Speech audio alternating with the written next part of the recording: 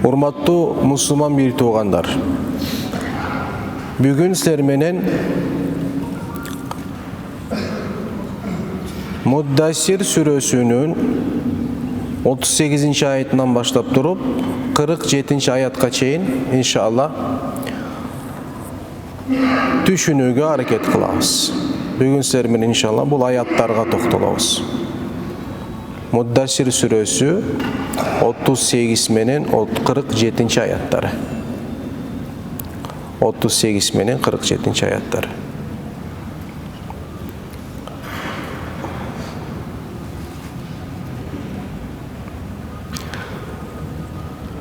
Рамазанда аракет кылдык, орозо кармадык, ибадаттарды аткардык, парыздын үстүнө нафил намаздарды коштук, тахажжудтарды окудук, кыскачасы ибадаттарды өтө жакшы бир кулчулук кылган болдук. Рамазан өтүп кеткенден кийин кайра баягы шайтандар, кайра баягы нафс эмне болуп атат? Эң негизгиси мына азыр жайкымай эмне болуп атат? Намаздарыбыз каза болуп атат. Бамдат намазга кээ бирөө тура албай калып атат. Куптан намазды окубай коюп атат, мисалы. Биз ошол бүгүн бул аяттардын негизги маанилерин беребиз иншалла. Жана ар бирөөбүз бул сабактан өзүнө бир сабак алсын иншалла, насип кылса. Аллах субханаху ва тааля эмне дейт? Муддассир сүрөсүнүн 38 аятында. Астаизу билlah. Kullu nafsin bima kasabat rahina. İlla ashabal yemin fi cennati yetasaalun anil mujrimin ma salakakum fi saqar qalu lam nakun minal musallin ve lam nakun nut'imul miskin ve kunna nakhudu ma'al khaidin ve kunna nukazzibu bi yevmiddin hatta atanal yaqin. Bu ayatlar. Kotorolu kullu nefsin bima kasabat rahina. Ar bir can özünün kılgan işlerine emne olat deyt, zalokta olat deyt. Zalok деген сөз түшүнөбүз да. Мисалы, бир нерсени аласың, залокко бир нерсени коесуң, туурабы? Залок. Адам баласынын жаны дейт. Кылган амалдарына залок болот дейт Аллах субханаху тааля. Бирок оң колдун ээлери буга кирбейт дейт. Эмне экенин түшүндүрөбүз азыр, которуп атабыз. Оң колдун ээлери буга кирбейт дейт. Алар бейиште болушат. Бейиштин ичинде бири-бириден сурашат, же болбосо периштелер аркылуу тозоктогулардан сураттырат. Жоон алат тозоктогулардан. Кимдер анил мужримин, кимдер жөнүндө сурашат булар? Бейиштин ичинде болуп, кимдер жөнүндө сурашат дегенде, тозокко кирген күнөөкөрлөр, тозокко кирген капырлар тууралуу кабар алгыс келешти. Ошондо суроо эмне болот? Ма салакакум фи сакар. Силерди сакар деп аттуу, сакар деп аталган тозокко эмне түшүрдү деп сурашат дейт. Ошондо алар жооп берет. Калу лам накун минал мусаллин. Биз намаз окугандардан эмес элек деп жооп берет. Экинчиси валам накун нут'имул мискин. Кедейлерди баккан эмес элек. Ва кунна нахуду ма'ал хаидин. Пайдасыз бузуку иштерге ошо бузукулар менен кошулуп кирип кетет элек деп айтчу дейт. Ва кунна нуказзибу би яумиддин. Кыямат күндү, акирет күндү жалганга чыгарат элек. Хатта атанал яқин. Бул болсо бизге өлүм келгенге чейин уланып келген дейт. Мына бул мисалдарды айтып атат. Бул мисалдарды, мисал деген сөз, бул себептерди айтып атышат. Кимдерге? Бейиштегилерге. Эми келдик тафсирине иншалла. Биринчи, kullu nafsin bima kasabat rahina. Бул өтө маанилүү бир аят, урматтуу мусулман бир туугандар. Билесиңерби, биз негизинен ар бирөөбүз özübüzdün canыбызды алып, özübüzdün денебизди алып, тозокко коюп койдук. Азырынча бул туруп турсун. Эмне кылабыз? Амалыбызга алмаштырып туруп коюп койдук биз азыр.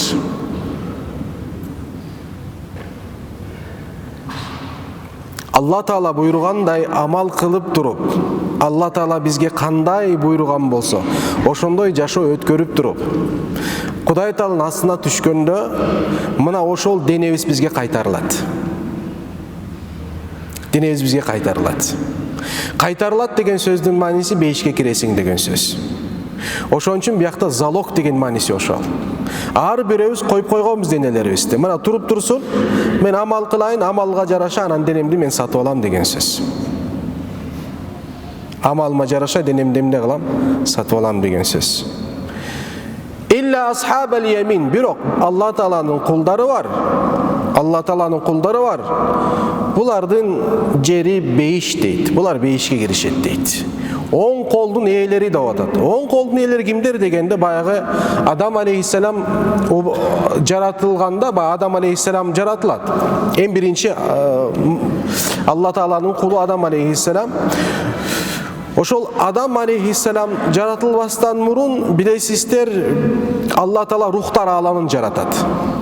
Рухтар аламын жаратат дагы. Баягы аятта келет: "Аласту би раббикум", мен силердин кудайыңар эмесминби деп эмне кылышат ал жерде? Алла Таала рухтардан сурайт. Ошону биз эмне деп жооп бердик? Ошондо Куран айтат: "Бала" деп жооп бердик биз. Бала деген сөздүн мааниси ооба, я Рабби, сен биздин Раббибизсиң деп жооп бердик дейт. Мына ошол жерде Адам алейхиссаламдын оң тарабында кулдар болгон, ортодо Адам алейхиссалам бар дейт. Ата болгондон кийин эң башкы алгач инсан Адам атабыз. Адам атанын оң жагынан инсандар бар, сол жагынан инсандар бар дейт. Мына бияктагы илля асхабал ямин, баягы бейиштик ээлери деген сөздүн мааниси, баягы өзүнүн нафсын залогко койбогондор дейт. Залогко койбогондордун. Булар кимдер? Ошол Адам атабыздын оң тарабына эмне жайгашып туруп, Кудай Тааланы, кудайдык сыпатын кабыл кылып, бул дүйнөдө ошого жараша жашаган инсандар деген сөз. Илля асхабал ямин. Булардын орду кайсы жер дегенде, кийинки аят эмне дейт? Булардын фи жаннатин, алар бейиштин бакчаларында болот, бейиште болот дейт. Урматтуу мусулман бери туугандар, Алла Таалага иман келтирүү, периштелерге иман келтирүү, китептерге иман келтирүү, акирет күнүнө иман келтирүү, тагдырга иман келтирүү. Акиреттин ичинде эң башкы орунду тозок менен бейиш алат. Ошолорго иман келтирүү шариатыбызда парыз болуп эсептелет. Биздин Ахлус-сунна вал жамаат китептерде жазылат: Ал-джаннату хаккун, бейиш бул акыйкат. Ан-нару хаккун, тозок бул акыйкат. Мизанун хаккун, тараза бул акыйкат. Ас-сирату хаккун, кыл көпүрү бул акыйкат. Деп ошол акыйкат деген сөздөр менен келет. Алымдар бул акыйкат деген сөздү чечмелеген учурда кандай чечмелеп беришет? Ичинде кыпындай шек болбогон акыйкат деген маанисинде дейт. Шектенүү болбойт ал жерде. Ошон үчүн биздин итикадыбызда, биздин ишенимибизде, урматтуу туугандар, Ахлус-суннат вал жамааттын ишениминде тозок жана бейиш акыйкат, тозок жана бейиш азыр бар, жаратылган. Бар, азыркы учурда бар. Пайгамбар саллаллаху алейхи вассалам Мирачка көтөрүлгөндө Алла Таала пайгамбарыбызга тозокту да көрсөтөт, бейишти да көрсөтөт. Тозок ээлердин ошол тозокто азап тарткандарын пайгамбар көрүп суроолорду берет. Бул эмне үчүн азапталып атат? Бул эмне үчүн азапталып атат? Бул эмне үчүн мындай кыйналып атат деп сурайт. Жабраил алейхиссалам ага жооп берет. Могу себептен, бул себептен. Булардын бардыгы кыялдануу менен болгон иш эмес, туугандар. Акыйкат. акыйкат. Мына азыр сен үчүн акыйкат эмне? Көзүң менен көргөн нерсе сен үчүн акыйкат. Ооз менен таткан нерсең сен үчүн акыйкат. Кол менен кармап туруп сезген нерсең сен үчүн акыйкат. Туурабы? Кулак менен угуп жаткан нерсең ошол үн сен үчүн акыйкат.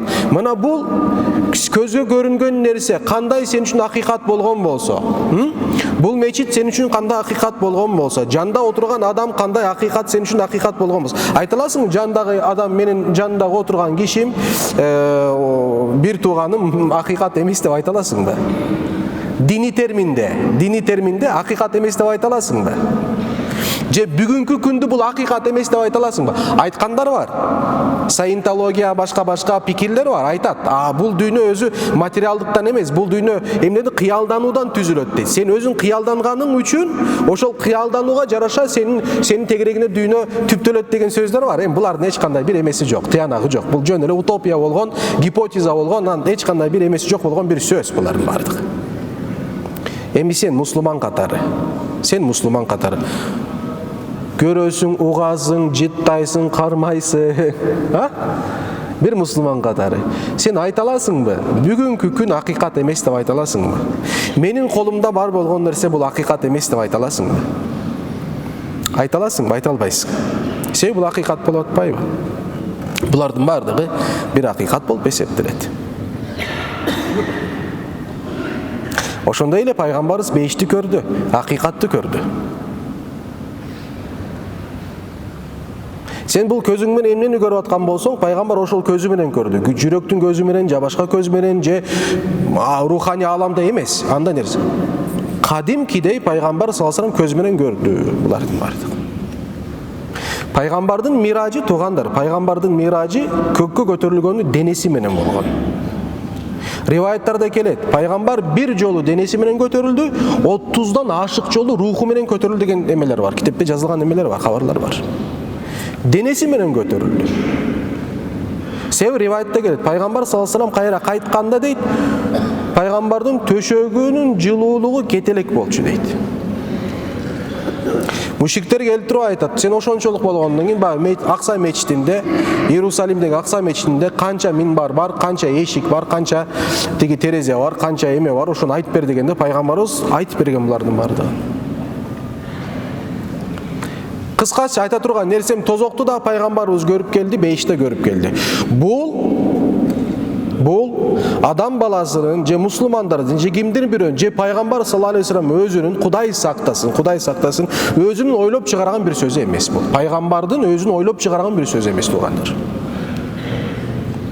Бирок акыйкат ошончолук бизге жат көрүнөт. Жалган ошончолук бизге акыйкат көрүнөт. Өткөндө Facebook'та бир пост жазганмын. Бир жерде окуп атып 110 миллиардтан ашык инсан бул дүйнөгө келген экен. Эми сан берип атат да, сандын анча да мааниси жок. 110 миллиардтан ашык инсан бул дүйнөгө келген экен, бирок бир акыйкат бар, бир чындык бар.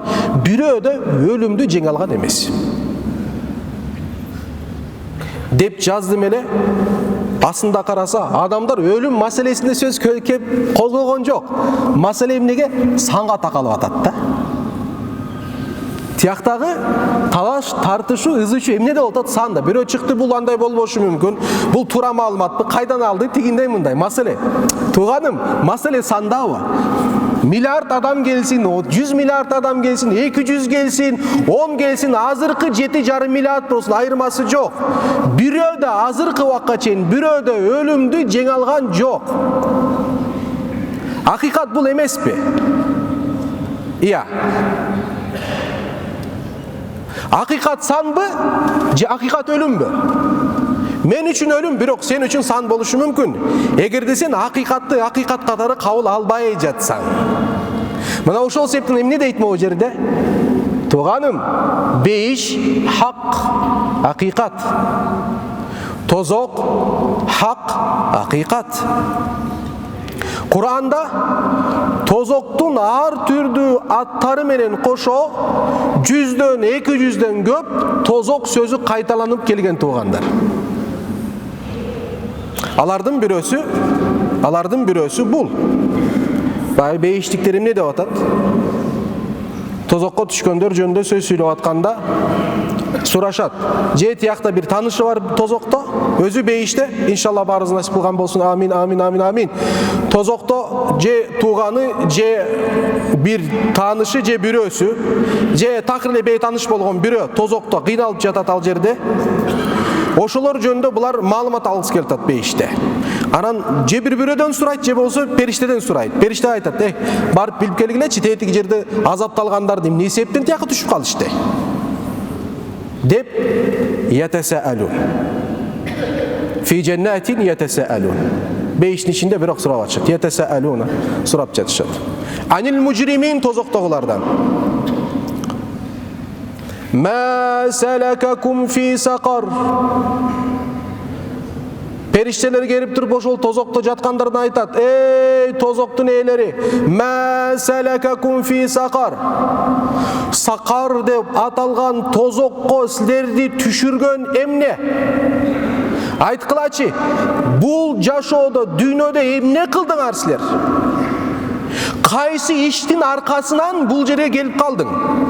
А бул эмне деген сөз? Алла Таала эмнеге бизге мындай мисал берип атат? Мамлекеттик бир жумушта иштеп жаткан бир киши азыр биздин оорубуз ошол дүйнөнүн оорусу, Кыргызстанда бул оорулардын оорусу болуп эсептелет. Эң чоң көйгөй маселеси. Баарыбыз бул маселени башыбызда оорутабыз, ойлонобуз, тигинтебиз, минтебиз дегендей коррупция маселеси. Элестеткиле, мисалы бирөө мамлекеттик жумушта иштеп аткан бирөө колунан коррупция иш келет, кылат. Туурабы? Бирок бар бир түрмөгө түштү. Буну алып туруп түрмөгө киргизип туруп, мана ал жерге отургандардын сурайт. Түрмөгө кирген киши эң биринчи кайсы суроону берет? Бирөөлөр менен жолукканда, ошол жерде түрмөдө отургандар менен жолукканда кайсы суроону берет? Сен эмненин аркасынан бияка түштүң деп суроо берет.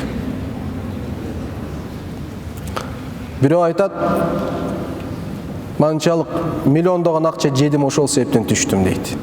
Бирөө айтат: эмне кылдым, мамлекеттик жумушту өз кызыкчылыгын пайдаланган үчүн мындай болду. Мисалы да, тияк-бияк болуп туруп. Анан айтат, тиги ойлойт да: мен кичине эмне кылайын?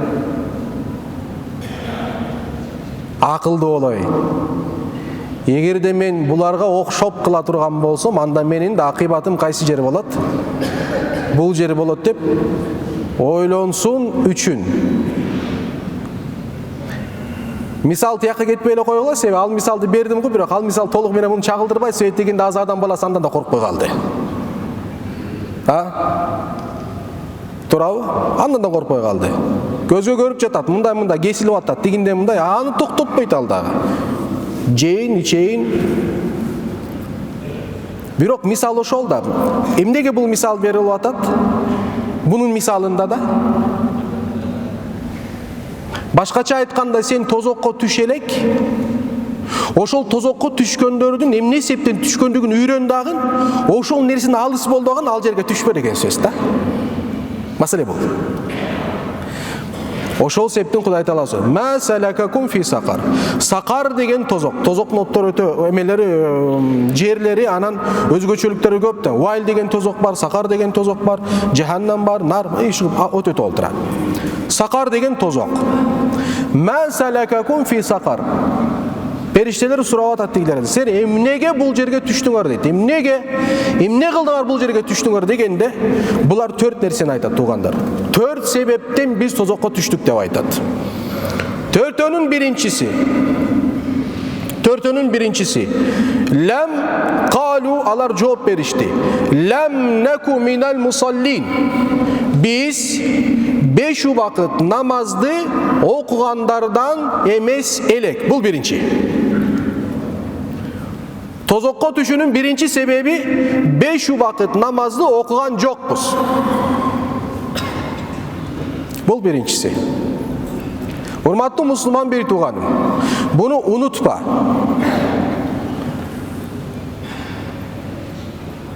dininde namazı bolbogondun dini din bolup esептелбейт.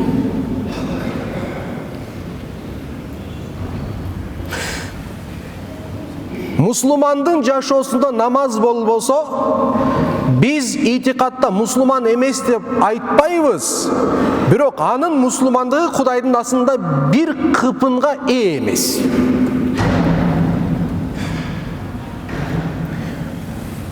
Намаз окуган адам капыр деген алымдар бар. Биз ага кошулбайбыз, биз аны такыр кабыл кылбайбыз. Бирок ошондой деген алымдар бар. İmam Şafi, İmam Ahmed bin Hanbal aytқан, аны дароо өлтүрүш керек деген. Ahmed bin Hanbal 4 улуу имамдардан бирөөсү. İmam Şafi aytқан, динден чыкпайт, бирок жаза катары ал кишинин башын алыш керек. İmam Şafi aytқан. İmam Abu Hanife aytқан, аны түрмөгө отургузуп туруп, тобо кылмайын түрмөдөн чыгарбаш керек деген. Abu Hanifанын сөзү бул. Намаз окуган киши biz андай кыла албайбыз, биз андай мүмкүнчүлүгүбүз жок. Ага система керек. Сот бар, башка бар, тигиндей, мындай бар. Бирок бул эмнени түшүндүрөт бизге? Намаздын эмнесин түшүндүрүп атат туугандар? Ошону түшүнгүлөсүздөр. Намаздын маанилүүлүгүн түшүндүрүп атат. Пайгамбар саллаллаху алейхи ва салламдын хадисинде ас-салату имадуд-дин деп атат. Намаз бул диндин эмнеси? Тиреги деп атат. Кайсы тирек? Ортончу тирек. Чадыр болот го, чадырлар. Чадырлар эмне? 4 тирекке ортодон анан чоң бир тиректи. Ошол ортончу тирек. Эгерде ошону алып калсаң, чадырдын бардыгы эме жыгылат. Намаз ошол чадырдын тиреги болуп эсептелет. Намаз окубаганга бир мүмкүнчүлүк жок шариатта. Болду сен намаз окубай койсоң болот деген бир мүмкүнчүлүк жок шариатта.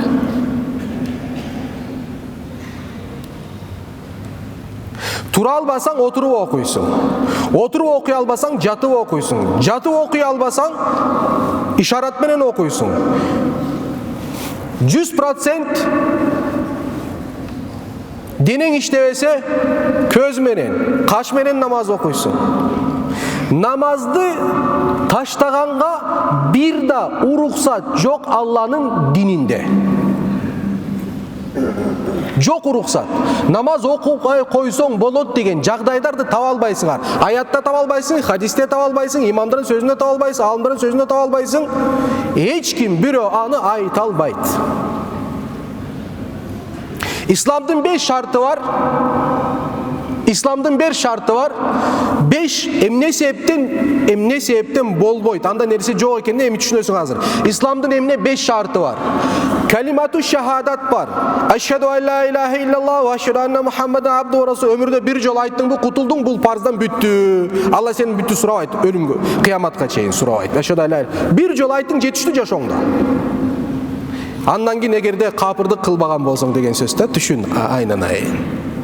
Андан кийин мындай динден чыгара турган сени бир кыймыл аракет сөз кылбасаң, бир жолу ашхаду ан ла илаха иллаллах дедиңби, өмүр бою мусулман болуп жашадыңбы, болду. Кереги жокса ашхаду ан ла илаха иллаллах Мухаммаду расул. Орозо жылда бир жолу парз. Оруп жаткан болсоң, кармабай эле койсоң болот дейт. Фидия бересиң, ордуна башка бир нерсе толуктап коесуң. Орозону кармабай койгон учурлар да болот, уруксат берет шариат. Андан кийин келди зекет. Зекет да ошондой. Байларга парз, бай эмеске ким айтты парз деп, зекет бериш керексиң деп. Эч ким келип сени мажбурлабайт, зекет бериш керексиң. Сенде кедей болгон бирөөдө зекет деген ибадат жок. Кедей болгон бирөөнүн 5 парзы жок. Зекет кедей болгон бирөөнүн 4 эле парзы бар. Исламдын 5 парзы бар, ооба, бирок анын 4 эле парзы бар. Эгерде орукчан болсо, орузо кармабаса, анын 3 эле парзы бар. Акчасы жок, ажылыкка барганга анын 2 эле парзы калып калат. Жок. Исламдын 5 парзы бар, бирок ал кедей, орукчан 2 эле парзы калды. Калима шахадатты кылды, аткарды, аягында калды бир эле намаз. Алда канчо? Күндө 5 мал. 5 малды топто 1 saatты түзбөйт. 1 saatты түзбөйт. Бирок бул нерсенин маанилүүлүгү ошол жерде. Көрдүңүздөрбү?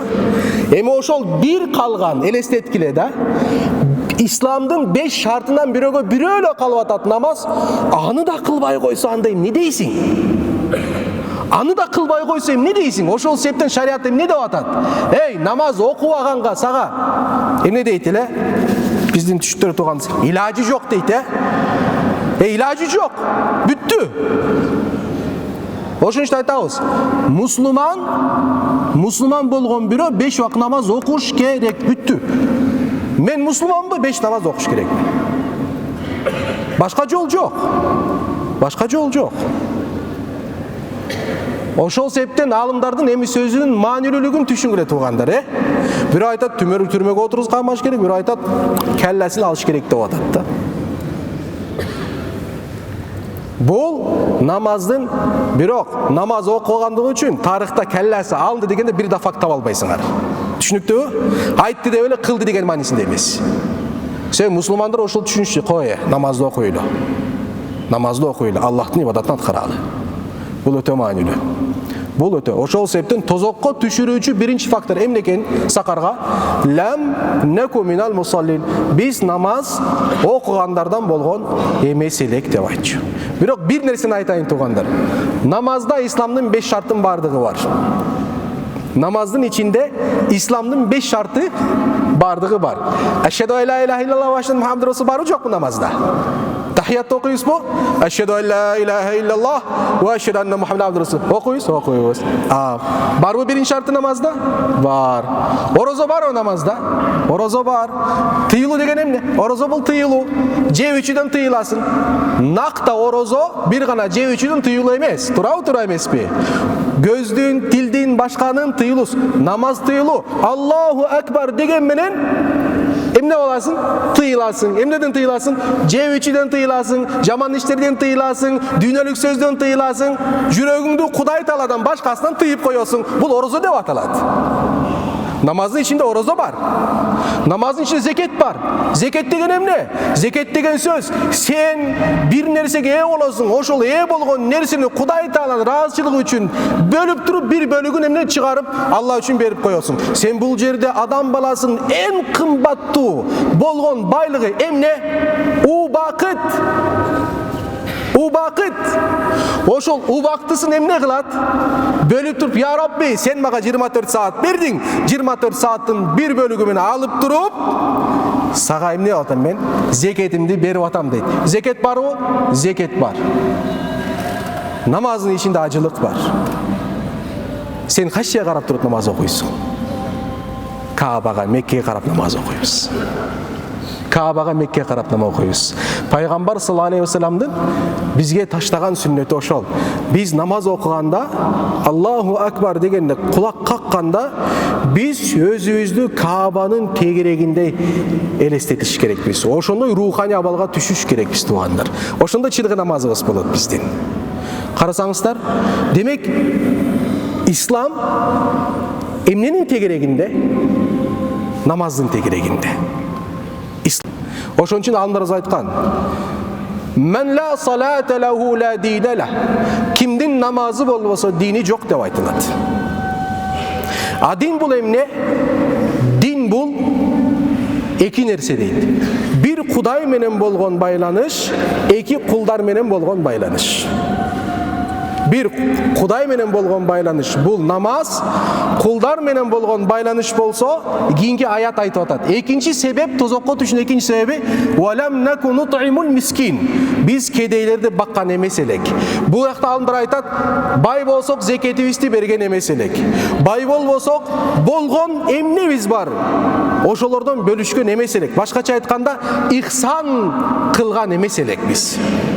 Бир Кудай Таала менен байланышыбыз намаз, салат, экинчи кулдар менен болгон байланыш эмне? Ихсан, закат болуп эсептелет. Биз кедейлерди баккан эмес элек дей карасаңар. Ошон үчүн алымдар айтат, дин бул ал-иттисалу биллахи, Алла Таала менен байланыш, Вал ихсану илал халқи. Құдай Тааланың мақлуқтары менен болгон жакшы мамилең болуп дейт. Жакшы мамиленин башында жардам турат тугандар. Ошон үчүн бул өтө маанилүү. Калган экөөнү жетишпедик. Иншалла калган экөөнү эмки жумада улантууга аракет кылабыз иншалла. Субхана раббика раббил иззати амма ясифун ва саламун алал мурсалин валхамдулиллахи раббил аламин би рахмати.